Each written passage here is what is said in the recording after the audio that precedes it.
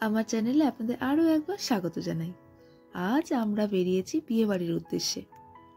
এই রাস্তাটা আপনাদের অনেকের চেনা মনে হতে পারে, কারণ এই রাস্তাটি হচ্ছে সেই ভাইরাল স্টেশন যাওয়ার রাস্তা, যাকে আপনারা দক্ষিণের ডুয়ার্স নামে চেনেন।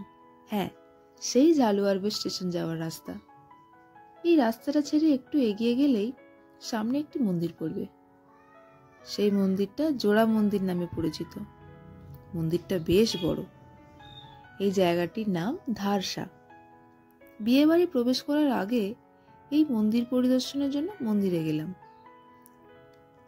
এরপর মন্দির পরিদর্শন করে আমরা বেরিয়ে পড়লাম বিয়ে বাড়ি যাওয়ার জন্য। বিয়ে বাড়ির প্রবেশদ্বার আমার ভীষণ পছন্দ হয়েছিল। প্রবেশদ্বার থেকে মূল মঞ্চ বেশ অনেকটা দূরত্ব ছিল।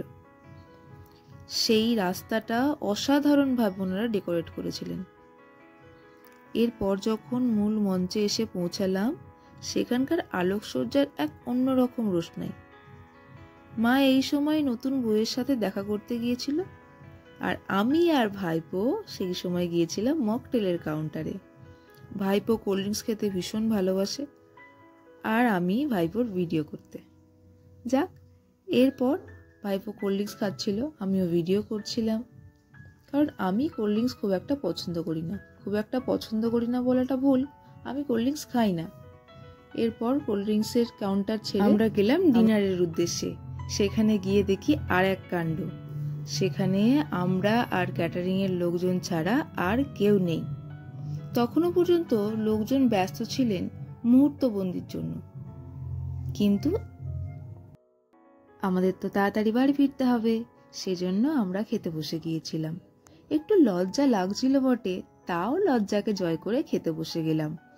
এরপর একে একে লোকজন আসলেন এবং আমাদের অপেক্ষার অবসান ঘটল। অবশেষে ক্যাটারিং এর লোকজন খাবার পরিবেশন করা শুরু করলেন। বিরিয়ানি পরিবেশনের পর আমি আর কিছু খেতে পারিনি, ইনক্লুডিং বিরিয়ানি। এরপর আমি অপেক্ষা করছিলাম মা আর ভাইপোর খাওয়ার শেষ হওয়া পর্যন্ত। খাওয়ার শেষে আমরা সকলে গিয়েছিলাম ফায়ার পানের কাউন্টারের উদ্দেশ্যে। এই ফায়ার পানের এক সুন্দর ঝলক আপনারা দেখেছেন আমার চ্যানেলের শর্টস ভিডিওতে, আর আপনারা সেই ভিডিও পছন্দও করেছেন। তবে হ্যাঁ, খাদ্যরসিক ছাড়াও আমার মতো ভিডিও পারপাসে লোকজন আজ ফায়ার পানের কাউন্টারে বেশি ভিড় জমিয়েছিলেন। আপনাদের কাছে এক বিশেষ সতর্কতামূলক অনুরোধ রইল, যদি আপনারা কখনো দেখেন এই ফায়ার পানের কাউন্টারে কোনো ওয়েল স্কিল হ্যান্ড মানুষ নেই, সেক্ষেত্রে ফায়ার পান ইউজ করা থেকে আপনারা বিরত থাকবেন।